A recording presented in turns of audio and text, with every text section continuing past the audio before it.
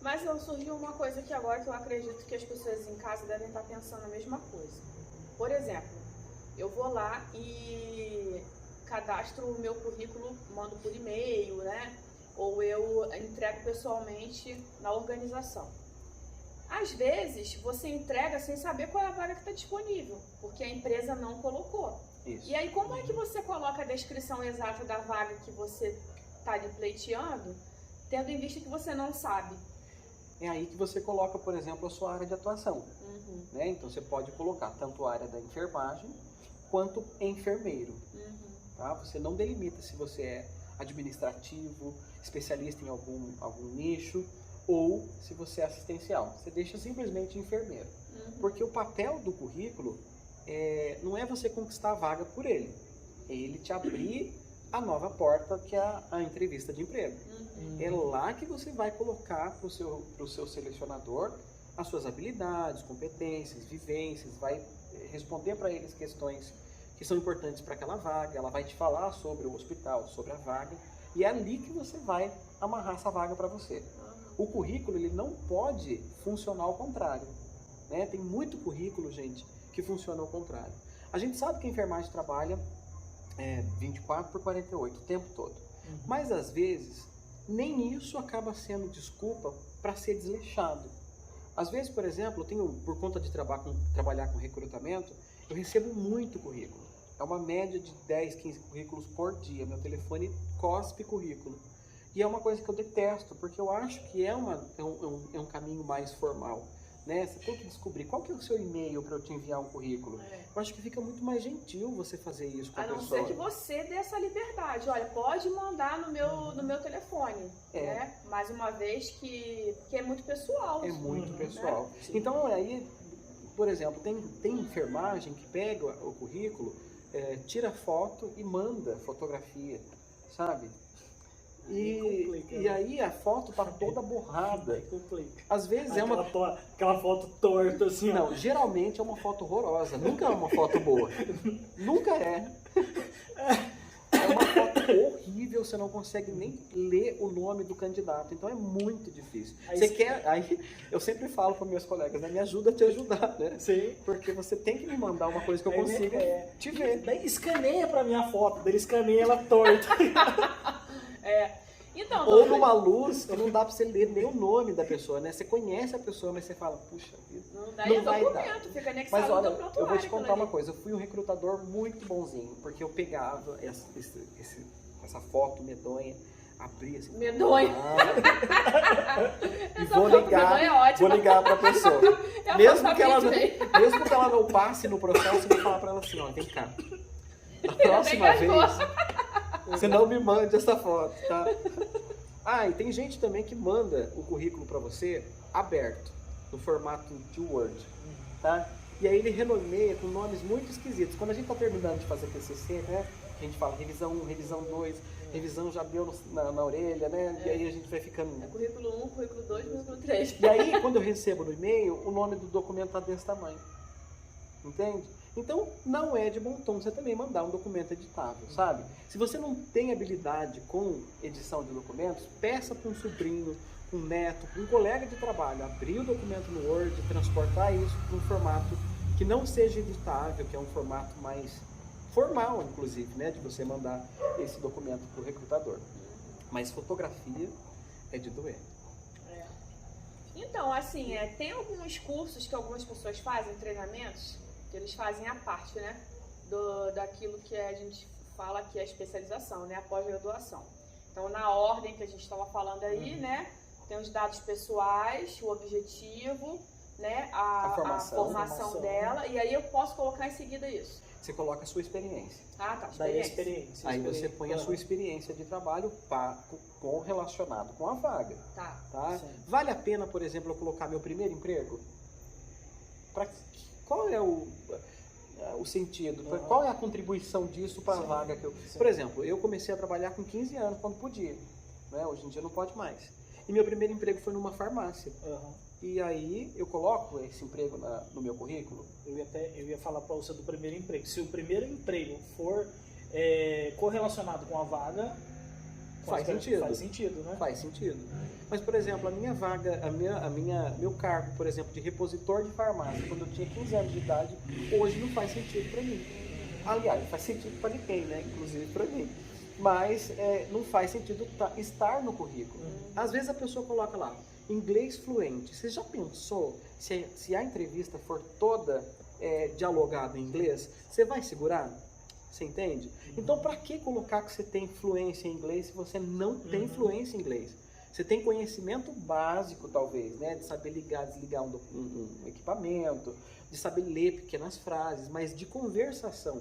Se o entrevistador dominar, ele leva a entrevista no inglês e você... Hi, my name is Danúbia. The books on the table. Thank you. Next. Good night. Nossa, meu. Imagina? Então, gente, é muito importante. Pode parecer besteira, mas na verdade, hoje em dia, por exemplo, no que a gente está vivendo hoje, a gente viu que a enfermagem contratou muita gente. Contratou emergencialmente, contratou por processos que são processos inteiros. O que eu digo de processo inteiro? É a prova, é a entrevista, depois tem o teste psicológico, a dinâmica em grupo, né? Todas essas fases até que você chegue para trabalhar. Mas teve gente que entrou para trabalhar emergencialmente, porque a gente tinha um contingente e de repente virou outro e precisou colocar pessoas para trabalhar, pulando etapas desse processo. E é muito importante a gente lembrar que quem vai levar a gente para essa oportunidade que surgiu para a gente nessa pandemia é o nosso currículo vitae. Tá? Então é muito importante a gente saber escrever um bom currículo, porque a oportunidade não faltou e talvez, né, ainda não falte para a enfermagem, né? A saúde, talvez o ramo de beleza, enfim, são ramos aí que as pessoas estão sempre procurando e acaba não tendo as portas fechadas. Mas é importante aproveitar todas as oportunidades, não é? Teve pessoas, por exemplo, que eu conheci, que foram participar de processo seletivo e de repente você percebe um bom currículo, você chama para uma entrevista e faz a prova do processo seletivo, né? As pessoas querem tanto trabalhar que às vezes eu via gente colar numa prova de processo seletivo. Meu pai do céu. Cola na frente do recrutador, tá? Como se a gente não visse. E aí, o recrutador não está mais no papel de professor, de corrigir, de coibir. Não, o recrutador percebe, não desestabiliza os outros candidatos que não estão nem sabendo o que está acontecendo, depois ele cancela esse processo. Colou. Tá? E aí a gente não dá muita justificativa também, porque de repente, né, ela pode argumentar que a gente está sendo discriminatório, né? Então você não passou para a próxima fase do processo seletivo. Né? Então, assim, o comportamento também durante esse processo é muito importante. Né? Olha só, também tem outra situação que é muito importante dizer agora, já que eu falei sobre comportamento, tem gente que descobre o e-mail do recrutador, porque existem esses grupões de WhatsApp aí, né, de RH da enfermagem, ele sempre me coloca, eu sempre saio, porque é muita informação, é muita gente falando, o telefone da gente explode. Mas as pessoas descobrem o e-mail do recrutador e começam a enviar e-mail em tom informal. Tá? Eu tive situações de pessoas de contar as dificuldades pessoais, financeiras dela, de FIES, sabe? De situações que para o recrutador, né, ou profissional... Ele quer comover o recrutador para que ele consiga a vaga na base da comoção. O recrutador, ele está olhando com outra visão. E talvez aquilo seja a chave do seu desligamento do processo. Tá? Porque você está usando de um caminho, de um canal, que não é para aquilo. Né? Eu acho que tem outras pessoas para você se queixar da sua vida pessoal, particular, financeira, mas não do seu recrutador. Né? Então, o seu recrutador, ele quer saber do quê? Que você tem um currículo objetivo, que você tem a formação especial para aquilo, qualificação, capacitação e pode assumir a vaga. Tem gente, por exemplo, que pergunta para mim, é legal colocar idade? O que vocês acham? Acredito que não, porque já tem a data, normalmente colocam a data de nascimento. Às vezes não. Às vezes não tem nem idade, nem data de nascimento. Vocês acham importante? Eu acho importante. Talvez Talvez sim, talvez não. Essa resposta depende. Não existe aí uma configuração, né, uma formatação padrão para isso. Mas se você quiser dizer a sua idade, que você diga logo a sua idade de uma vez e não coloque a data de nascimento para não precisar o recrutador fazer o cálculo, né? Pensa o seguinte, você como recrutador, você vai pegar um documento, você vai bater um olho rápido, o que você quer saber primeiramente? Quem é a pessoa? Qual é a idade dela? Onde ela mora? Porque não adianta eu ter uma empresa em Taubaté, por exemplo, e contratar um cara que mora em Guarulhos, não é? A menos que a não ser que ele tenha interesse em sair. Eu já participei de processo que a pessoa perguntou se por um acaso a vaga for aceita para você, né? Se quiserem você como profissional. Como vai ser a situação? Você vai sair da sua residência, onde você está? Como vai ser a sua vida nessa cidade? Eles geralmente perguntam, né? Pelo menos já me perguntaram uma vez. Às vezes a gente só tem que tomar cuidado, porque às vezes o papel ele não permite esse entendimento. Entende? Então, por exemplo, eu em Taubaté, eu pego um currículo de Guarulhos, eu vou dar preferência para as pessoas que estão aqui próximo. Não é? Então o papel talvez não vá me permitir entender que você tem essa intenção de mudança, né? Então, o currículo é sempre a primeira impressão. No caso, isso daria a vez para quando você vai fazer a entrevista. Isso. Na entrevista aí você conseguiria falar isso, né? É no momento da entrevista que você consegue falar para o recrutador dessa sua intenção. Não é? Mas é interessante. Essa da idade eu achei bem legal, interessante. No caso, se for da Núbia, eu não sei se vai colocar... Ele cismou com a minha idade. Isso é bullying. Também acho. Eu vou processar você. Põe ele no paredão. Vou botar ele no paredão. Como é que é o nome daquela mulher lá do Big Brother mesmo que eu não vejo? Carol Conká. Carol Conká. Vou colocar você, Carol Conká. Mas olha, eu não quero abrir assim uma polêmica não em relação à idade. É Anderson com A. Vou colocar você no paredão Anderson com A. Por quê? Porque ele tá falando da minha idade, já é a segunda vez. Mas, por exemplo, hoje em dia, que a gente tem muitos setores Covid em hospitais, você contrata uma pessoa que faz parte tecnicamente pela faixa etária do grupo de risco. É problemático? Sim. Então faz sentido eu saber a sua idade logo no início? Sim, com certeza. Agora, em outro aspecto, isso aqui é uma coisa rapidinho. O que a gente vê também é que às vezes, não na área do Covid, que a gente sabe do fator de risco aí, mas às vezes se deixa de contratar uma pessoa mais velha, por exemplo, se da minha idade, que ele fala que eu sou velha, mas não sou, tenho só 38 anos, para contratar uma pessoa novinha, vamos colocar aí de 22, né, não desfazendo, porque tem muita gente responsável, mas às vezes você deixa de pegar, o recrutador deixa de pegar uma pessoa dessa idade minha e pega uma pessoa muito mais jovem, pensando na questão da experiência.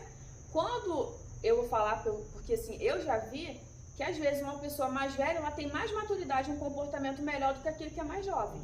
Ele dificilmente falta, dificilmente dá atestado, ele tem mais compromisso com o horário da empresa, né? Ele tem uma atitude organizacional realmente dentro daquilo que a empresa espera. E quando outra é imatura em algumas situações. São algumas coisas que eu já presenciei. Tem empresas da Núbia que não estão dispostas a ser escola. Elas querem resultados. E elas não estão erradas em se comportar dessa maneira. A empresa está querendo, nesse instante, resultado. Porque você sabe, para capacitar as pessoas, até que elas cheguem no modelo de trabalho de determinada organização, vai tempo. Né? E a gente consegue mensurar aí, baixo, uns 6 meses para você estar dentro... Capacitar pessoas mais fácil. Dentro da atmosfera daquela organização, né? E talvez a pessoa mais experiente, né, de vida, ela já venha já com uma bagagem de como proceder, de como antecipar essa ambientação, não é? Porque, primeiro, você não tem aquele pânico da insegurança, não é? O cara que está começando agora, ele começa a não querer errar. Então ele fica se cobrando de acertar o tempo todo. Isso vira insegurança. Não é? E aí consome muito da empresa tempo de treinamento, de capacitação, para essa pessoa poder depois apresentar resultado. O cara mais experiente, ele já começa a apresentar resultado com menos tempo. Talvez, não sei se eu estou errado, mas talvez é a forma como eu tenho visto ultimamente com as pessoas. Né? Mas assim, tem empresas também que não fazem questão da idade do candidato. não é? Você pode ter a idade que for, se for compatível com a vaga. Se tiver experiência, capacidade para assumir a vaga é sua, não é? A menos que você não queira mais participar desse processo. Tá, pra gente ir finalizando essa parte do currículo, porque eu gostaria de, nesse bate-papo aqui, que seja um bate-papo bacana, né? Vai surgindo as vagas e a gente... as vagas. Vem vaga! Vem em mim! Se Deus quiser, vai surgir as vagas aqui, nesse papo. Então, assim, então a gente tem a estrutura, tem experiência, depois da experiência a gente coloca os cursos de extensão, alguma coisa ou não? Finaliza ali. Olha, estruturalmente, identificação, objetivo, formação profissional, as atividades complementares ou as experiências profissionais, finalizamos aqui, tá? Tem gente que coloca um rodapé lá, né? Coloca frase de versículo bíblico, né? Frase motivacional. Frase motivacional do Augusto Cury, eu até gosto muito. Napoleão Hill. Mas não foi Clarice, né? A Clarice ficou muito popular ultimamente, mas ela nos currículos ela tá popular. Então, assim, não faz muito sentido, tá? Outra coisa, tem sites também, Anderson, que tem ajudado as pessoas a elaborar currículo, tá? Mas, se você for olhar do ponto de vista estético do currículo, não faz muito sentido você colocar um currículo cheio de forma geométrica, não é? A gente que fez faculdade, você que fez curso técnico também, provavelmente teve um professor chato que pediu que você seguisse as normas da Associação Brasileira de Norma Técnica para fazer um trabalho, né? Então a gente sabe que tem um formato de folha padrão, a gente sabe que tem uma fonte padrão, espaçamento entre linhas, as margens. Isso faz muito sentido para um recrutador chato que nem eu, que sou especialista nessas normas de ABNT. Eu gosto muito de ver quando a pessoa usa, por exemplo, as fontes que são padronizadas, no tamanho correto, no espaçamento correto, porque facilita o entendimento do que aquela letra cursiva, etc. e tal, né? E a gente larga a mão dessa frase motivacional, a gente só coloca aqueles pontos importantes que identificar, conhecer e saber qual foi a sua trajetória. O currículo vitae é uma trajetória de vida em resumo. E diferente também do currículo Lattes, tá? O currículo Lattes é um currículo que vai mostrar para o recrutador a sua trajetória acadêmica quanto pesquisador, tá? Então são os artigos que você publicou, são as produções científicas que você participou, que você concluiu. Então aquilo é importante, né? Para você mostrar para o recrutador uma outra face da sua profissão. Não é só o profissional assistencial, mas também aquele cientista. Né? Então o currículo Lattes, né, é interessante porque ele foi criado por um físico, tá? Que ele tinha a necessidade de entender qual era o entendimento das pessoas a respeito do que elas produziram. E ele elaborou essa plataforma, tanto que esse físico, o currículo Lattes, leva o nome dele, porque foi ele que, um tempo atrás, sentou com um grupo da CNPq e disse: a gente precisa conhecer quais são as produções dessas pessoas. E o currículo Lattes entrou nessa questão. Quero conhecer o pensamento crítico científico desse cara. Ou não quer, o currículo vitae é diferente, porque eu quero conhecer a trajetória prática desse cara. Entendeu? Eu montei o currículo como você acabou de especificar. E agora? Eu vou para entrevista. O que eu devo fazer? Como que eu devo me vestir, me comportar? Ou eu chego... Como que eu faço? É interessante, eu acho que até vou conversar com vocês a respeito disso. Que dá pra gente deixar um modelo para as pessoas poderem fazer o download, tá? A gente deixa um modelo editável para elas poderem apanhar, fazer download desse documento e substituir os caracteres para que elas consigam enviar. Tá vendo aí, né, gente? Nossa, ó, esse cara é fera, hein? Tá dando aí dicas de montão para vocês e ainda vai deixar um material, né, Anderson? Bacana. Para conseguirem já... Aproveita, toma dessa aqui depois. Vai sair mais coisa depois. Esse é do bom. Esse é da branquinha. Esse é bom. Você viu? Ê, Bastião! Então a gente vai deixar aí para você o download disponível deste arquivo para você substituir e fazer um currículo mais sucinto. Se não fizer sentido para você aquela sessão, você tira a sessão. É mais fácil você ter um currículo pequeno, enxuto, do que um currículo grande e mentiroso, tá? Porque dá preguiça de você ler uma coisa muito extensa. Eu vejo colegas também, não é criticando não, mas eu vejo colegas, mas criticando talvez, colocando no Facebook todas as especializações. Então você entra no perfil do cara para falar com ele, aí você tem que rodar lá para baixo, porque você, especialização pós. Você entendeu? Eu acho que a rede social, ela serve para outro sentido, né? A rede social, ela é uma rede que é pra gente se socializar, pra gente... Existe já uma plataforma profissional para isso. Existe uma plataforma profissional para isso. Mais importante também na entrevista, que hoje em dia está sendo online, eu acredito que o mundo do recrutamento e seleção vai permanecer nisso, né? Porque é importante essa coisa de agendar com você um horário, você tá num local que te dá segurança, você instala seu telefone e fala com o recrutador com menos nervosismo, né? O Douglas, aproveitando isso, como você falou, do mundo mudou, o entrevistador, ele vai pesquisar sobre você nas redes sociais também? Ai, Anderson, você falou uma coisa muito importante, gente. Tem gente que coloca o perfil da rede social no currículo. Agora, se você tem uma rede social que não é uma rede profissional, né, uma rede para contatos profissionais, não vale a pena colocar no currículo. Porém, entretanto, existe o recrutador que vai atrás para saber qual é o seu comportamento social, tá? Na rede social.